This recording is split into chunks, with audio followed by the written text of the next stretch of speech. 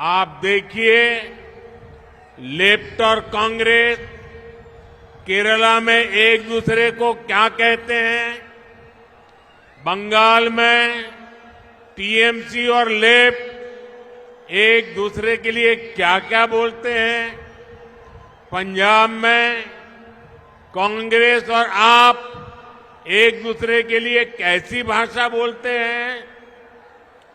जो लोग चुनाव से पहले अपने फायदे के लिए ऐसे लड़ते हो, ऐसे झगड़ते हो, वो चुनाव के बाद क्या करेंगे, ये आप इसका अंदाजा लगा सकते हैं। ఎన్డీఏ కూటమి ఏదైతే ఉన్నదో ప్రతి ఒక్క ఎన్డీఏ భాగస్వామిని కలుపుకుని ముందుకు వెళ్లడంలోనే విశ్వాసాన్ని ప్రదర్శిస్తుంది.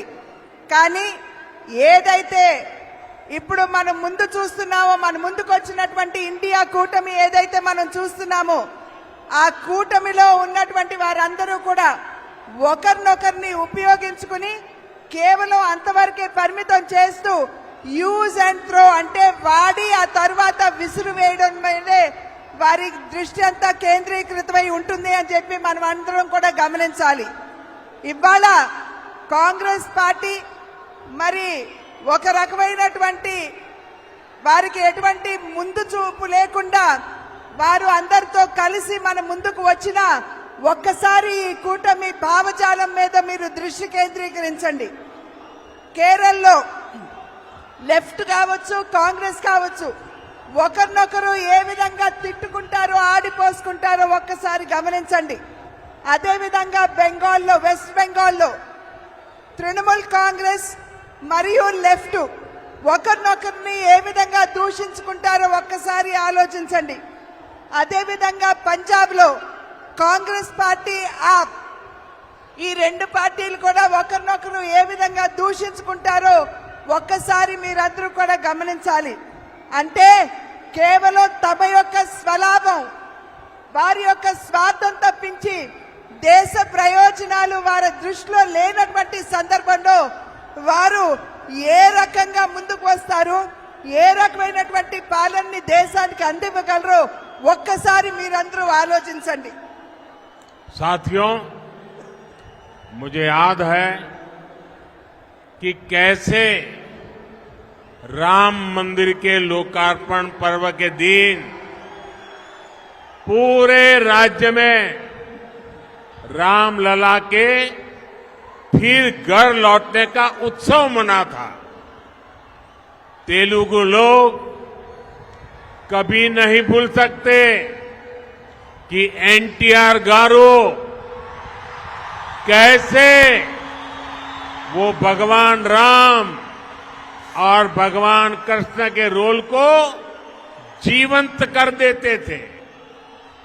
उन्होंने जीवन भर किसानों और गरीबों के हक की लड़ाई लड़ी थी और इस वजह से उन्हें कांग्रेस के अत्याचारों को भी सहना पड़ा था। कांग्रेस ने हमेशा आंध्र प्रदेश के गौरव का अपमान किया है। ये हमारी सरकार है जिसने हमेशा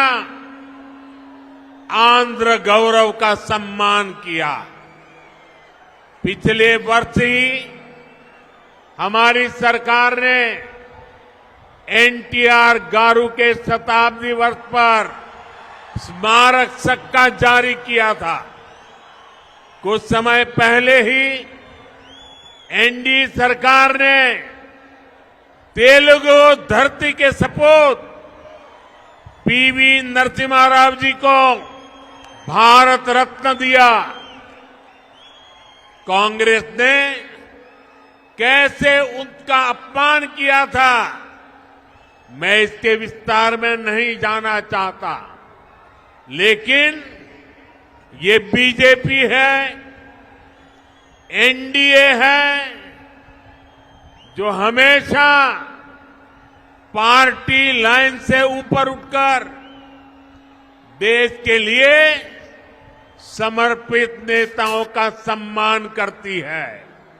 ఒక్కసారి మనం తిరిగి చూసుకున్నట్లయితే మనం ఇంతకు ముందే శ్రీరాముణ్ణి ఒక భవ్యమైనటువంటి మందిరాన్ని నిర్మాణం చేసి వారిని తీసుకుని వచ్చి అక్కడ పునఃప్రతిష్ఠ చేయడం జరిగింది.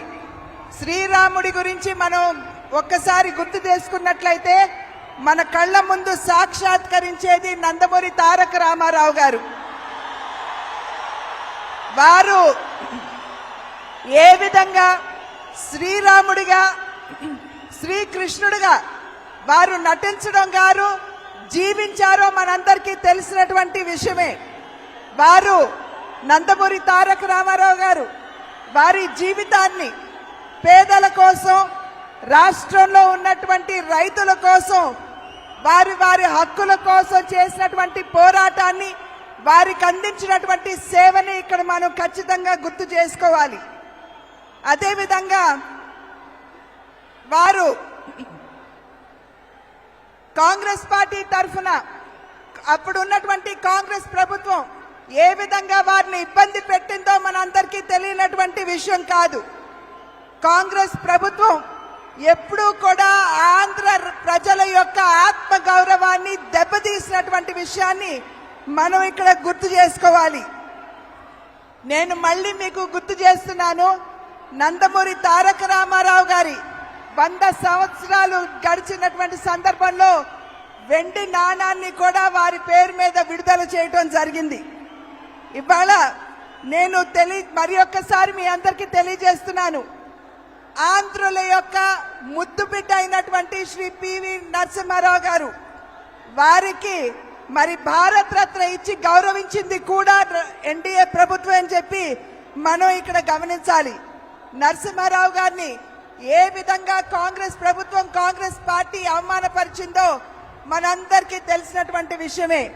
కానీ భారతీయ జనతా పార్టీ నాయకత్వంలో ఉన్నటువంటి ఎన్డీఏ ప్రభుత్వం ఎప్పుడూ కూడా పార్టీలకు అతీతంగా ఎక్కడైనా సరే భారతదేశ ముద్దు బిడ్డలుంటే వారందరినీ కూడా గౌరవించుకునే దిశగా ఎన్డీఏ ఎప్పుడూ అడుగులు వేస్తుంది.